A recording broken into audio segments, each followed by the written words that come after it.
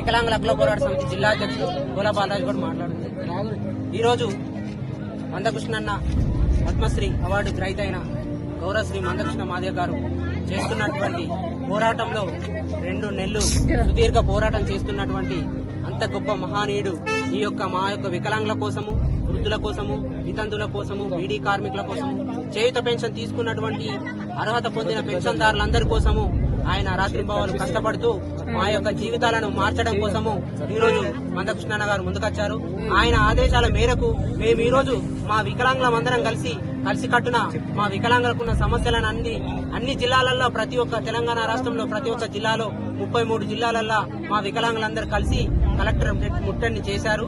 ఈ రోజు ఈ కలెక్టరేట్ ముట్టడిని విజయవంతం చేసుకుని ప్రతి ఒక్క తర్వాత రోజు నుంచి కూడా అన్ని గ్రామాలలో తిరుగుతూ ఒక ఎంఆర్ఓ ఆఫీసులను, మండల ఆఫీసులను అండ్ గ్రామ పంచాయతీలను అన్నింటినీ మేము ముట్టడి చేస్తామని చెప్పి మేము అన్న ఆదేశాల మేరకు మేము పనిచేస్తున్నాము.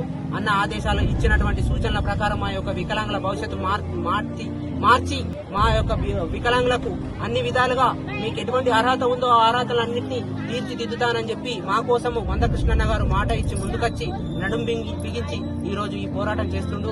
ఆయన చేస్తున్నటువంటి పోరాటానికి మేము వికలాంగులమందరము, చేయుత పెన్షన్ తీసుకున్నటువంటి సోదరులమందరం కలిసి మేము ఈ యొక్క పోరాటాన్ని విజయవంతం చేయడానికి మేము అన్ని గ్రామాలలో, అన్ని కలెక్టర్ ఆఫీసులలో ఈ యొక్క మీటింగ్ ను విజయవంతం చేయడం కోసం ఈ రోజు కలెక్టరేట్ ఆఫీస్కి రావడం జరిగిందన్న.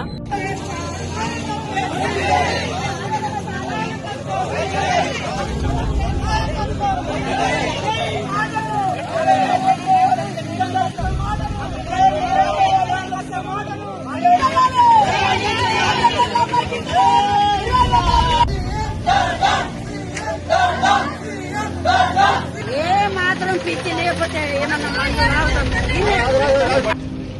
ఒక్క గ్రామ పంచాయతీ నుంచి ఒక పేరు కూడా రాలేదు. అదేవిధంగా మా యొక్క వికలాంగులకు ఏదైతే సదరం సర్టిఫికేట్ ఉన్నాయో ఆ సదరం సర్టిఫికేట్ వచ్చిన తర్వాత సదరం సర్టిఫికేట్ వచ్చిన తర్వాత ఇప్పటి వరకు పెన్షన్ ఇవ్వలేదు. సదరం సర్టిఫికేట్ ఇవ్వడానికి మేము మీ సేవల చుట్టూ వందల సార్లు తిరగడం జరుగుతుంది. టోకెన్లు తీసుకోమని చెప్పి, కానీ అక్కడ టోకెన్లు మిగడం లేదు.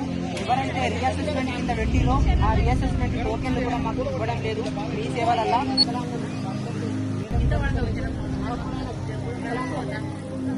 శాతము పర్సెంటేజ్ వేసి వాళ్ళకు పెన్షన్ వచ్చేటట్టు ఇక్కడ మన సిరిసిల్ల రోడ్లో రాజారెడ్డి గార్డెన్ దగ్గర అక్కడ క్యాంప్ చేస్తే అందరు వికలాంగులు ఎక్కడెక్కడో ఊర్లకి వచ్చి బస్ కిరాయిలు పెట్టుకొని